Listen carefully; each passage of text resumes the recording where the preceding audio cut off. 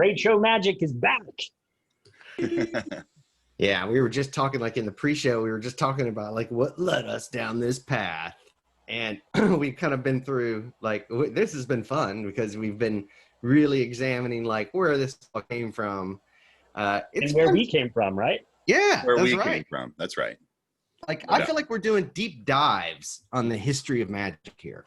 And really, I would say that we're probably doing deep dives on the history of close-up magic at this point, right? We're just finding like what was basically considered to be like table magic or pocket magic became like its own genre around the time that these guys were becoming bar magicians and trade show magicians, where it was its own art form that we sort of just call close-up magic nowadays. And that's, to me, that's very interesting. I'm interested in where this stuff comes from, you know? It seems true that we can say, right, that close-up magic itself, there came to be a type of person in the post-war environment, as that time went on, who wanted to make close-up magic a profession. Mm-hmm. We're not talking about Leipzig on stage with a vaudeville act, right? We're not talking about doing card tricks at a restaurant and supper club in exchange for food. We're talking about guys that were really good at that kind of stuff, right? Close-up magic, and wanted to find someone to pay them to do it so they didn't have to do another line of work. And so what a lot of guys found was that in the world of trade and industrial shows, you could often find clients that would pay for entertainment that had corporate thinking, something that could be written off and that would get some ROI for people. And a lot of it was in lead generation, right, boys? Mm-hmm. No doubt. You know, I think of these guys like Eddie Tullock. We're going to look at Dick Ryan, Bud Dietrich, a lot of these guys that it's really the beginning of what I think of as commercial magic. It's magic whose sole purpose is to either pitch a product or inform people about a product, but also the magic itself is to be sold. It's not just done for the art of it. Steve, don't you feel like a special kindred for these people too? Oh, I love this. I mean, these are the guys. I mean, this is like the nuts and bolts, the gritty magic. You know, you're just down in the pits with people. If you've ever done a trade show, I know you have. It's like you got to be on. I mean, these are stallions of close-up magic. I mean, you have to be on from like 8 a.m. until like 4 or 5 o'clock all day long. Just bang, bang, bang, you know. And it's when you see a guy like an Eddie Tullock and you think to yourself, my God, I mean, that must have been a Herculean effort to do that. Mm-hmm. Have you ever done a big trade show at like a big, big place? And you're like, damn, by the time I park the car, walk all the way to where the hell I'm supposed to be, I'm exhausted. Or you know, it's like a big, busy day. And these guys did it like all the time. It's exhausting to walk around one. But Yeah. Right. but I will say this, you know, I've always found that if you are suited up working at an event and you're doing magic for, like say it's an evening event, 3 hours, 4 hours max, my hands start to feel jellied at about 3 hours. Like I can tell my synapses aren't firing. Mm-hmm. And that's really though from the walk around strain, Mm-hmm. right? If you give yourself a space, like, yeah, you've got the acoustics to work with, but I find, I mean, look, honestly, gents, it's not a lot different than doing a table at Blackpool. It's not a lot different than being a dealer, like Alex was saying yesterday, at a magic trade show, like if you're at a magic convention, you've got your table. So for my money, right, having stood behind a counter at a magic store for 8 hours in a row and spent a half an hour, 40 minutes of it twiddling my thumbs, you know what I mean? What's nice about being in an environment like that is you do your act until they tell you to stop. Mm-hmm. And it's actually a lot of fun. You know, yeah, I know you're truly exhausted and you feel like you've been hit by 1,000 tiny fists when it's over. But it's a lot of fun to get up there and just work for 8 hours. You don't have to think about anything except doing it. And I think in terms of your actual core act, it's the best way to learn it. It's the truth. It's the truth. And you get into a place where you get flow with all that, right? Because you just start moving. You just sort of lose track of time, knowing that this is not going to be over anytime soon. You just forget about time and you just go. You know, I remember I did a trade show for a hospital. Okay, like this big deal. And at the end of that day, I probably did 9 hours in their booth.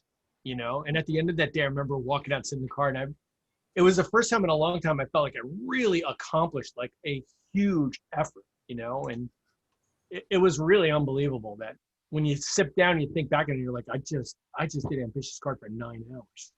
You know what I mean? It's like Totally. I remember the first time I did a trade show event. When it was over, I didn't know what to expect. I didn't know it was going to be an 8-hour day. You know, I was like, all right, I'll go in there, go do some magic, do my thing, bring my table, and I'm going to have fun. And, you know, and it just kept coming and kept coming and kept coming. And then at the end of the day, like I got home, I didn't even take my stuff out of the car. I just walked into my house and I went in and I hit my bed. I was just like done. Like I took off my suit so I didn't, you know, wrinkle it and ruin it. And I passed out for like 4 hours before I even got my stuff out of the car because I didn't even know what to expect. But after a while, you do those things, you know, you get a couple of these events in you and, you know, you sort of are able to work with that energy. I remember the first time I had like a big event that wasn't a trade show, but it had that trade show energy. I did a casino opening, an Indian casino opening here in Northern California. And they told us, yeah, it's going to be a long day, but we just kept on going. It was me and a friend worked this thing and we just went all day long. And when it was said and done, it was 13 and a half hours that we were walking around in a casino, just doing walk around magic for people that were just there. Oh, that's hard. That's brutal. It was a tough day, but that sounds like a tough gig. It was a tough gig, but it was like right at the end of October and it like paid for Christmas and then some. Oh, yeah. So it was like, you know, it was, you know, a huge labor, but it was, you know, it was, I was well rewarded for it. You know, folks, there's a subtle difference, right? You'd think that's the same thing, but one of those things is standing behind a thing and doing your shtick while people come hospitality style. And for me, it's wonderful. Hard, but wonderful. But walking around a casino, attempting to divert people's spare energy from a slot machine, which I've also done, 3 hours takes about 48 hours. So not only is it brutal on your feet, but there's literally no energy coming in. There's literally nothing to work with. People are watching, but they're really here, and you're dealing with the energy stuff of a casino. It's actually one of the mostly it is that, but you do bump into the other and it recharges you so that you can deal with that, right? Because you do get the other where people are like, wow, we didn't even expect this. This is awesome. Hey, everyone, come over here, right? And you do get crowds, but you also get a lot of the other thing that Aaron's talking about where they're just like, yeah, dude, I'm doing oh, that's cool. That's cool. Yeah, but I'm, you know, so you're like fighting for attention in a lot of situations. It's definitely, it's weird. It's weird. Have any of you ever been to Caesar's Palace and seen, you know, Caesar and Cleopatra and Centurion guards walk through the casino? Yeah. It's kind of cool, right? You're at Caesar's Palace, and then they've got these hyper-realistic models that are dressed like in a TV show or something, like a good TV show. It looks like Caesar. It's walking through, and they've got the music playing, the theme from Ben-Hur. And generally what they're doing, you don't know because they're processing through the casino, is they're getting up to make an announcement that for the next half an hour, there's going to be a slot tournament or something. But you never really get to see that part because they process. It's like Disneyland. You know, they come out one side, they walk all the way through, and then they get to some place that you're not even thinking about, and they do their promotion and they leave. Well, when I was in Las Vegas doing all kinds of things, I would take whatever gig I could get. I was hired to be a part of that show where I dressed in a purple robe with pictures and a droopy long hat, right? And as they came up to their crescendo, you got to imagine the theme from Ben-Hur. Bum, bum, bum. You know, it's Miklos Rose's soundtrack. It feels like, what's the Hail Caesar, a tale of the Christ. It's happening right there.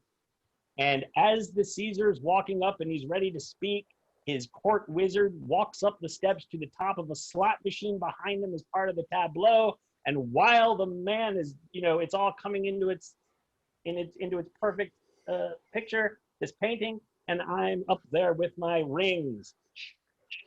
And it was just the most surreal. And looking down on the slot machine, what you see is some people going, huh. As far as the eye can see, is literally the most astonishing spectacle you can imagine. And, you know, hey, I just got 3 watermelons.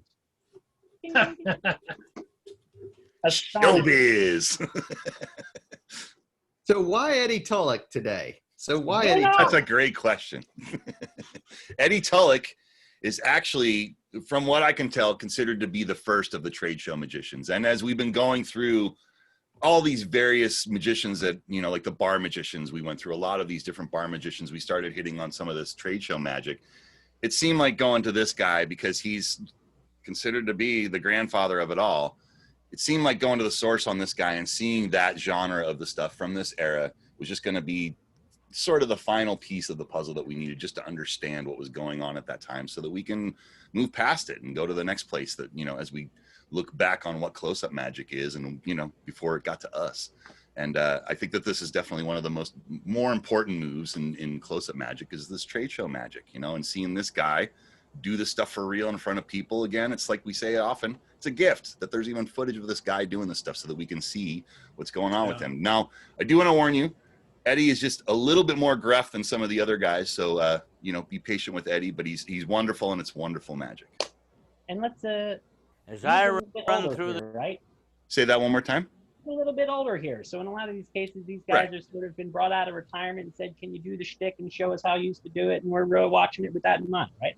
That's exactly right. We want to get this for the record just one more time before you just don't do it anymore. Let's get this thing on tape so that everyone can see it. You're totally right. Thank you so much. As I run through the deck, you ladies look at the cards and think of one that you can see as I go through. Do you have one? Do you have one? Do you have one? Now we have a problem because I think there's only one card that was chosen, and we've got 3 people thinking. I will start with you. I love this. Your card was the 5 of diamonds, is that correct? Try again. Well, see, that's what happens when you guess. You're usually wrong. What card did you take? 3 diamonds.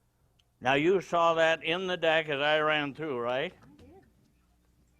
You wouldn't tell. No, now look, let me explain. I hope the money hasn't turned moldy. The watch represents a time that L&L has spent to develop the leadership in magazine, books, and in tapes. I love this. The tremendous amount of money they have spent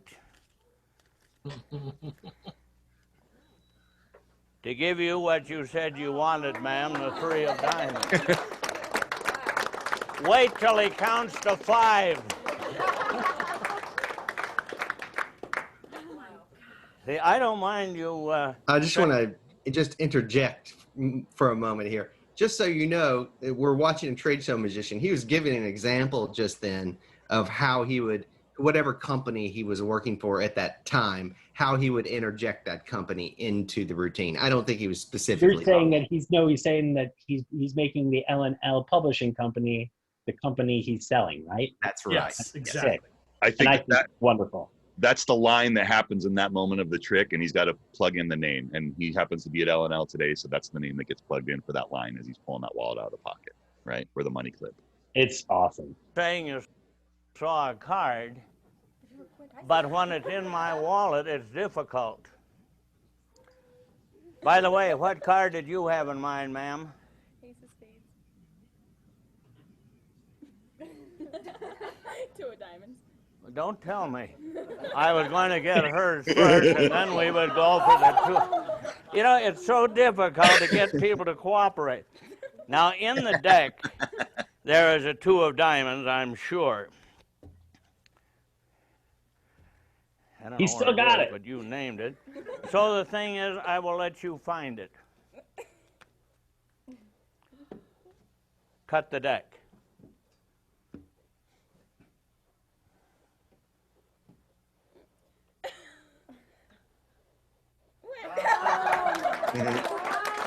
Okay. Yeah. See, now there's a guy using cards that hold a natural break. Mm-hmm. I've never seen that done upside down like that either. Interesting, right? You mean you never, like, as a crimp? Yeah, As a like, revelation? yeah. Instead of crimping, he just reversed the card and let that be the crimp. And there's a discrepancy there. Of course, your card's in the deck, but why did they have to turn it over and find it upside down? It doesn't matter to the spectator. Well, But- it's kind And of it doesn't amazing. matter to the because effect either. That's heartbreak. You know what? It matters to the effect when you're creating effects where it would matter. He's got this beautiful style, right? Where it certainly doesn't do anything but keep this thing trucking in a beautiful way. You know, I can see how it wouldn't work for everybody, depending on what you're doing before and after. But it sure did work here, right? And I love that moment where he gets the name of the card from the one girl and then he just stares at the girl, compelling her to answer. And he's, you know, he didn't ask her anything, but he's looking at her so hard that like she's like, 2 diamonds. Yeah. Stop looking at me. Don't tell me. Exactly. Don't tell me. You weren't supposed to tell me. He starts criticizing to cover all the work he's got to do, right? It's pretty good. He's like, I don't think there's a 2 of diamonds here in this deck. My geez, if it was in there, I would find it. Yeah. All right. You know, Well, you saw it. I think really good. We're learning so much. I'm learning so much wonderful things that are worth learning from Eddie, Tullock, and Dick Ryan. It's really lovely to see these guys work, and it feels nostalgic. Yeah, it does. You're right. It does. So that was Eddie Tullock's 3 thought of cards. I have a feeling that was probably a go-to. You know, Adam, it reminds me of the time when people used to get together in person, and you would be in a room with people, and someone would do magic. They would gather. You mean people would gather Yeah, in the same room, they could pick a card. around a table or something? Wow. Nostalgia. It's Those are the nostalgic days. by Those are the Vite. days. Gosh, Those were the days. Those were the days. Remember going to dinner? 2019. I went to dinner when I was a kid. 2019. Yeah, remember 2019? Remember the Death Star? Remember caring about the Death Star? Remember when the Emperor was killed the first time?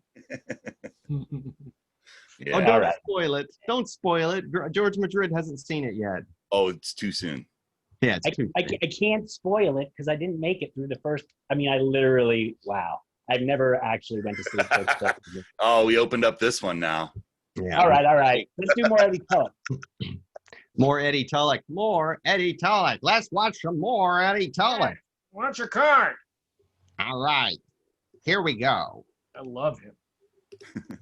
Clock represents the Death Star. We get down to the real cheating. Oh, wait. Hold on. Let me go back. Now we get down to the real cheating. I want you, sir, to select a card. I picked on the ladies all this time. When I turn away, make sure that everyone sees the card. And, ma'am, will you pick a card? Let everyone look at the 2 cards. Remember which one of you has taken which card. Look at your own and look at each other's card. The gentleman's card will represent the tapes that are being made by L&L. Your card will represent the books that are being published. Slide your card in the deck. You notice the way it went into the deck? That's man's touch. Ma'am, will you slide yours in the deck? No, you put it in yourself. Now that's pretty close to the top. Put it a little further down.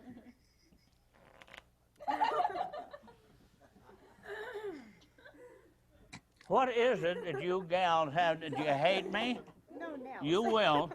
Now put it in the deck. You will. Good. I'm not going to look for either card. But what we are going to do is explain that this deck represents 52 publishers. The card that you took, you placed back in the deck, represented what? The tapes or the books? He's like, hell, I don't And remember. that is the reason it was so easy to put it back in the deck. Your card, you had trouble putting it in the deck, and yours represented the books. Nobody reads anymore, so we can't do much about it. But anyway, your card, the 7 of clubs. Is that correct? This was your card. You mean I blew it twice in a row?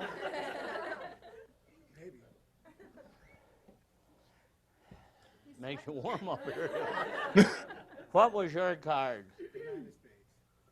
You mean this one? Yes, I say, I know what it was. I gave it to you, remember? And your card is the one over here, the 7 of spades. Now, they say never repeat a trick, because if you do, your audience will catch you. After looking at my audience, let me repeat this particular trick.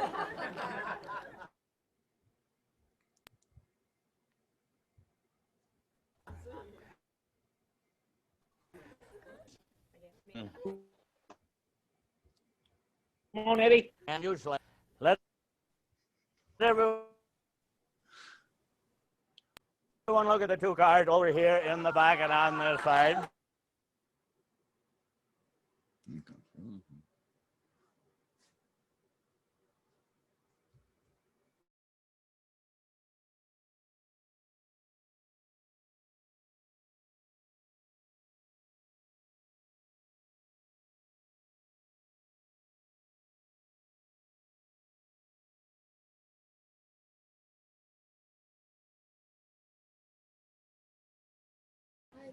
All right. Now look, when you run it, don't do it like that. You can't. Put the corner in. You hate me now. Did something happen? Then what? Did something happen? I missed an awful lot, but I don't know if it was me or. I got dropped out of the call and it brought me back in. I'm not sure what That's the happened. same thing just happened to me. Yeah. And I was frozen for the whole second trick from the time. Oh, Again. okay. We had a Zoom hiccup. Wow. Okay. All right. Tell me, somebody. Yeah. I personally would like to see that whole second trick when he said, "Let me do it again." That's where I lost it, but I don't know if everyone else lost it. Okay. I got booted too. All right. Let's rewind it. Okay. Here we should be good now. Put a 1 in chat if we're good now. If everything's fine. Okay. Great. Thank you guys. Here we go. We're gonna rewind it because it was getting good. I Okay. really just love this fellow. Incidentally, he's not doing anything lechy and old school that way. No, He's just being a gentleman, doing good magic. And he's gritty though. yeah, but he's actually really very sweet and kind to everybody. Don't you think? Is he striking you as abrasive? No. I cut out the clip where he was a little bit. Did you see he was having that challenge with putting the card back in the deck with the lady? Yeah, where he said. There's another clip that I left out where he's doing a trick where he's really working a lady and making her feel bad about not being able to get that card in the deck, and he's making everyone laugh because she can't get it in, and he's like, "What's wrong with you?" You know, and he's like really working it hard, and this is sort of a callback to it, and it was less abrasive than that other clip, so I sort of softened the blow a little bit, but you know, he's you know, yeah. As we've moved through the years since then, we've taken a different approach. I think what you're seeing in him is pretty much typical of a lot of those guys that, you know, in the 60s and about how they treated spectators and that whole thing. Agreed. Pretty typical.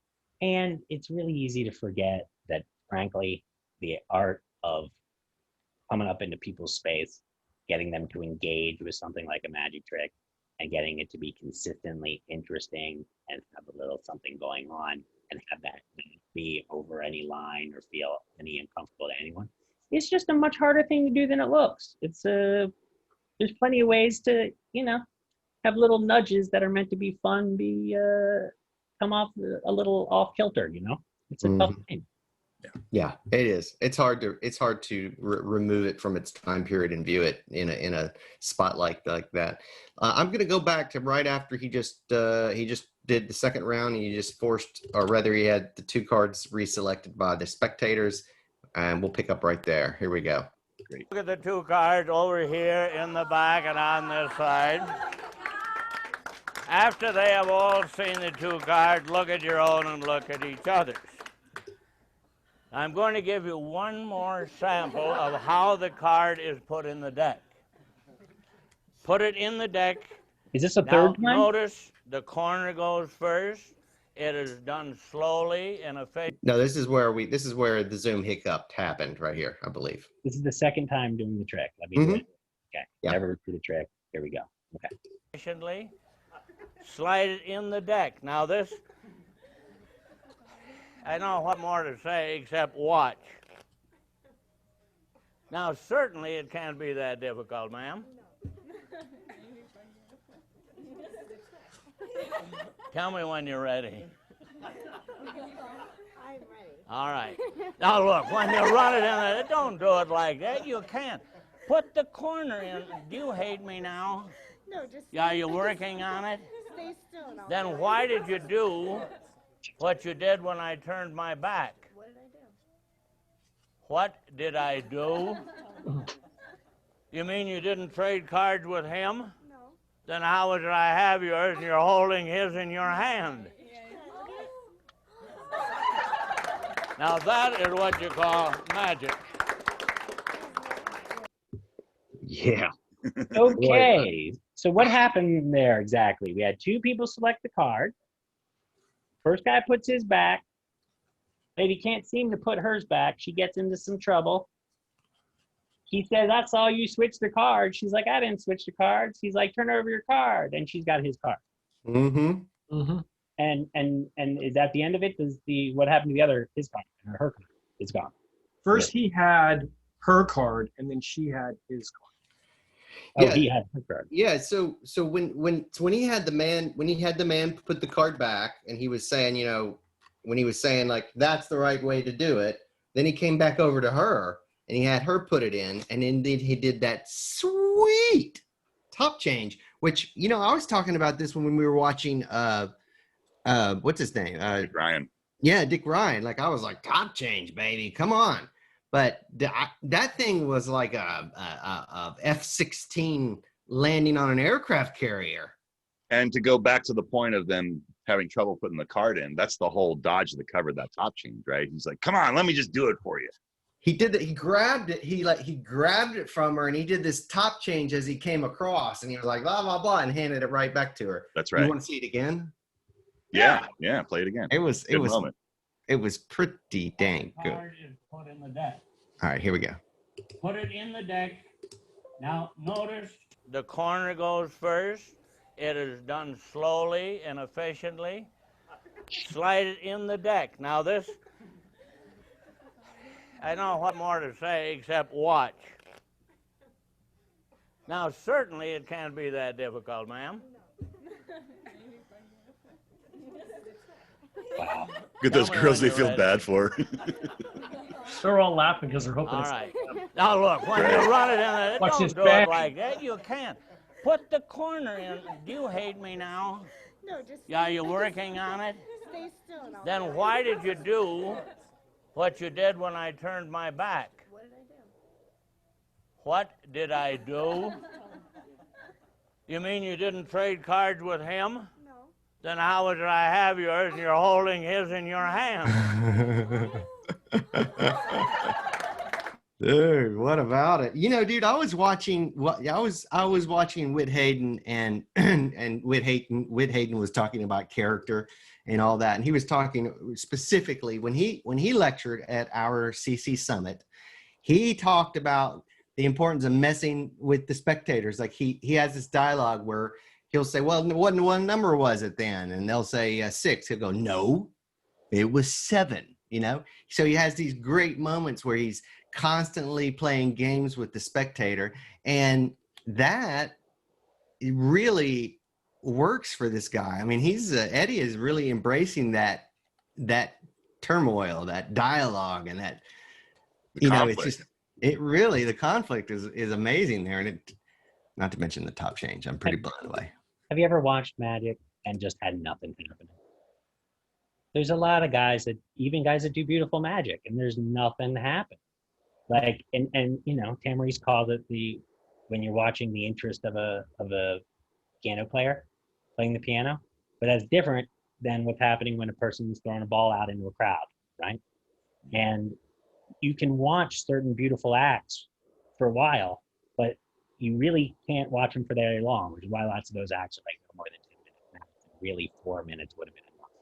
But at the end of the day, somewhere between our desire to be liked by the audience, which I'm pretty sure as close-up magicians, we all have a desire to be liked by the audience, and our desire to do the job for them. You've got to be comfortable with riling people up a little bit. And yes, it is a line to cross. And yes, when Ethan Ross is watching this, and I think about giving this advice to any kind of younger person at all, I think, oh God, this is trouble. Be careful, be careful, be careful. Because obviously everyone's got different lines and you're supposed to be pushing the line a little. You're supposed to be stretching people a little. There's supposed to be some back and forth and a little bit of, what were you saying, Adam? What was the point? Which point was that you need a little bit of spilfus, right? You need some conflict. If there's no conflict, nothing's happening. Nothing's happening. And a lot of people think that when there's no conflict happening, that they love you. But actually, it is more likely that they are bored to death. I'd say it's a challenge too. Like just try it. Like you guys out there that are doing card tricks, just try a very basic force a card trick, and then try performing it with conflict only, where you're like, did you pick the 7 of spades? You did? No, you didn't. I know you didn't. You can't have.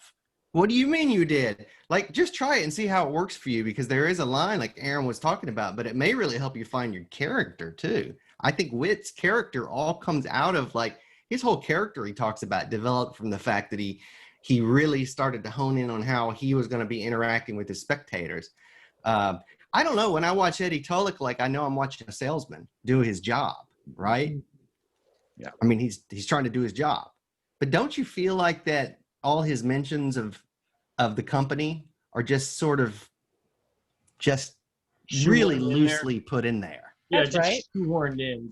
Yeah, and I would say that's also got to be a function of, he probably hasn't done it for 5 years, maybe 10 years when they shot this thing. You know, he's probably out of practice with that part of it. And I would guess day of, if you hired this guy to work your trade show, he's probably going to say that name with a little bit more enthusiasm because he's getting a check that day. You know what I mean? I would guess that when he was in it and doing it all the time, that you probably had a little bit more oomph to it when he was doing that part of it anyways. Yeah, the thing is, you know how you say it's a line? You can't, there's a lot of lines in life. You think the basic best thing is to go nowhere near a line, right? If there's a line over there, stay over here. But in magic, there is a fine line between everyone, vanilla and boredom.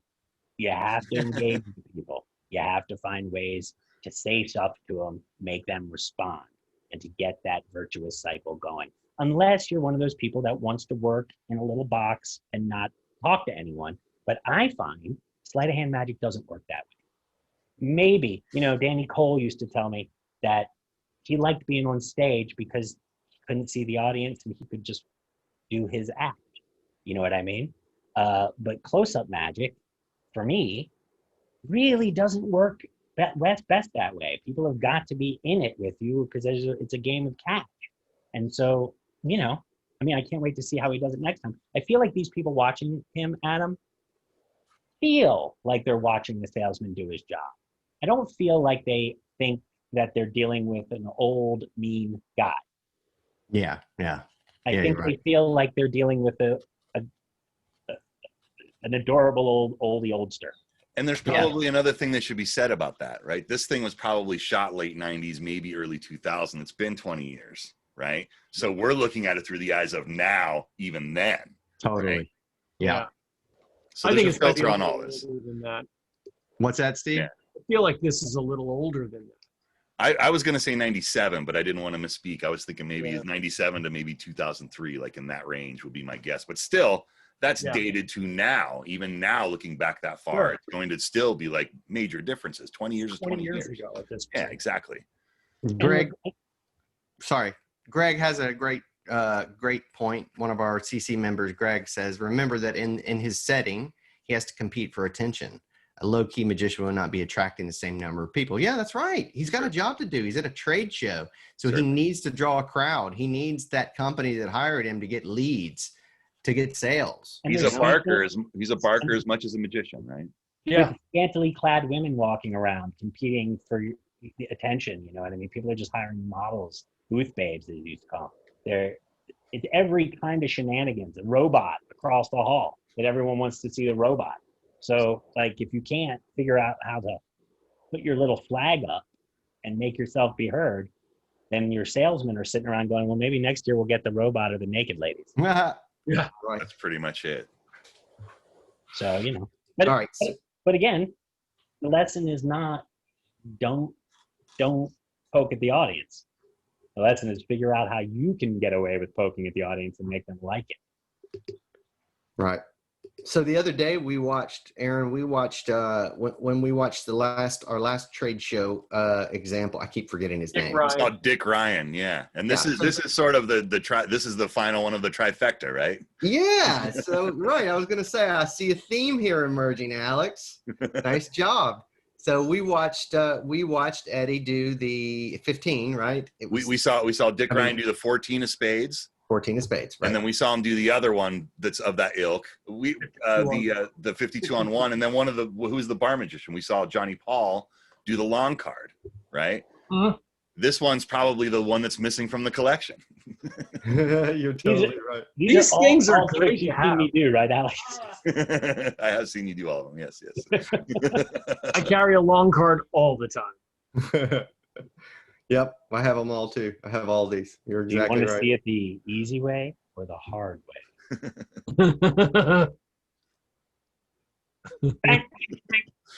Get yourself a nice cast iron long card. Do you want to see the easy way or the hard way? That's the hard way. All right, so this is the last one.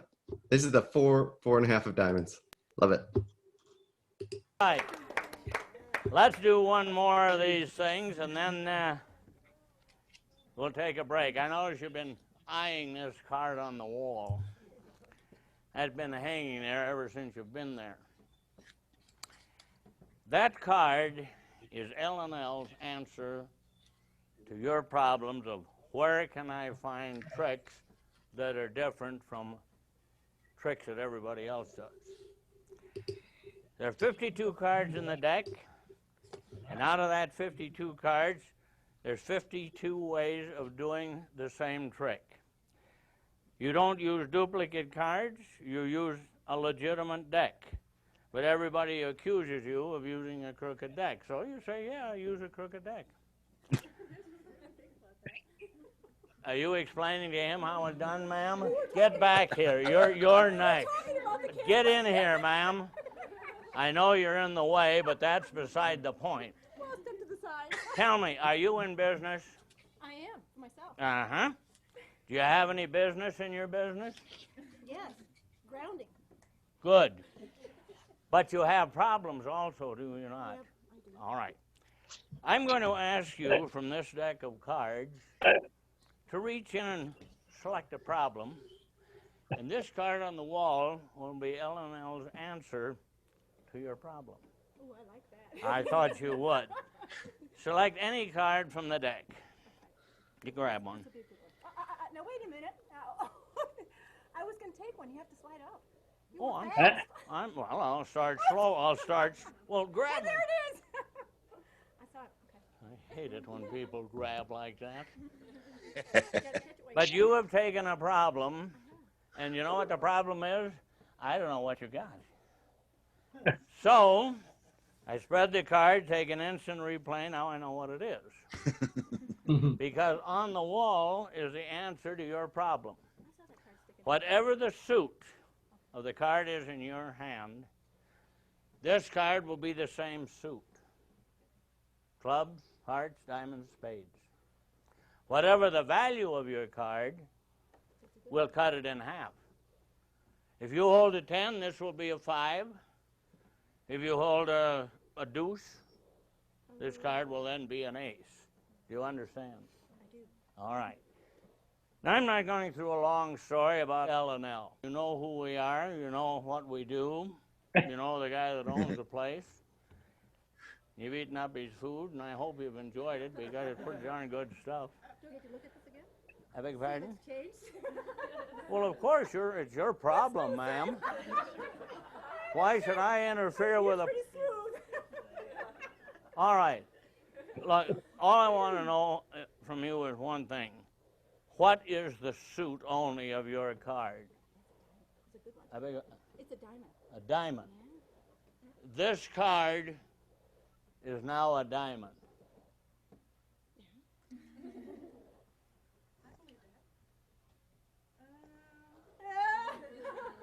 Now we come to the value. Now, when we look to value, we look to L&L. Research, engineering, design, know-how, all these things that go to make good publications to make them the leader in the game. And because we can cut your time, your waste, and your costs, we can take the... I beg your pardon? I like all that stuff. Keep going. I like what you're saying. Well, I was going to say, we can cut your costs and your time. We can cut the value of the card you hold in half. What is the value of your card? It's a 9. How are you going to cut that in half? A what? A 9. That's what you get for grabbing a card when I wasn't ready. But remember, I'm not L&L. They're the answer to your problem no matter how you look at it. So we will now take a short break.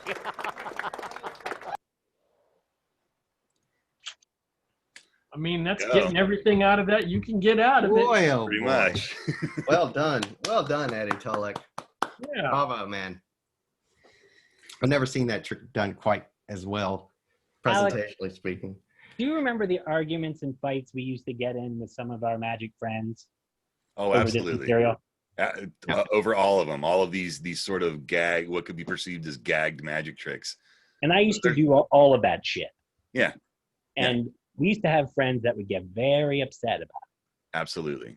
And they couldn't understand the point of view. And then they would come to me and go, how come Aaron won't understand? And why won't you make him understand? Because he won't hear it from me. I'm like, what are you trying to make him understand? They're great tricks. And have you ever seen them do these things for people? There's no argument here, man. I don't know what you're talking about.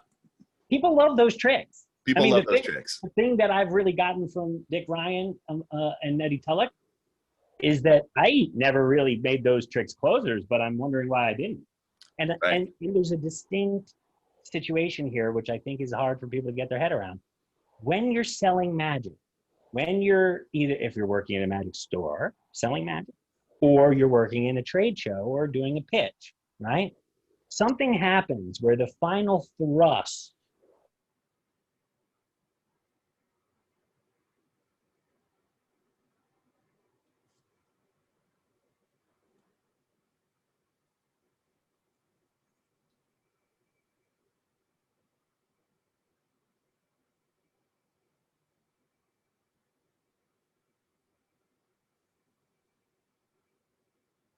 of the hey, did you lose me entirely? Yeah. It froze on my end. Yeah. Yeah, Zoom have it. So here's the last thing you said. Right? You said I thought I That was good. You No, totally had me. the last thing I had said was that when you're selling the trick, whether it's a Svengali deck or in a trade show or any kind of situation where it's not purely just magic for its own sake, if you're selling the trick or you're selling the shtick, the final oomph has got to be saved for the purpose that you're there. And it's a little bit hard, I think, for artistic magicians to understand that when that final goal happens, you know, these wonderful magic, no matter how wonderful it is, these fellows are definitely doing the end or having a blow off and a laugh, right? Which very rarely would we consider to be like the archetypal good ending for a magic show. But in that final role, it's like they can do as much amazing magic as they want, as long as at the end, they slip on a banana peel, throw a pie in their face, get a nice big laugh, so they don't upstage the client. That's right. That's right. Remember what the job is. Do you think sometimes with the 14 of clubs, the 3.5 of spades, the 52 on 1, the long card, you know, I don't think they're as ubiquitous to regular people as magicians think they are. Mhm. You know, I never had an audience see one before. Totally. never had an audience never see one do. before. Yeah. Never. And it's such a stalwart effect that you could just lean on and count on, and a great effect when you don't want to focus on the audience, you know, because it's that we've talked about it many times before. It's a force and reveal, you know, with a little chuckle or a laugh in it, and it goes over so strong. It's unbelievable.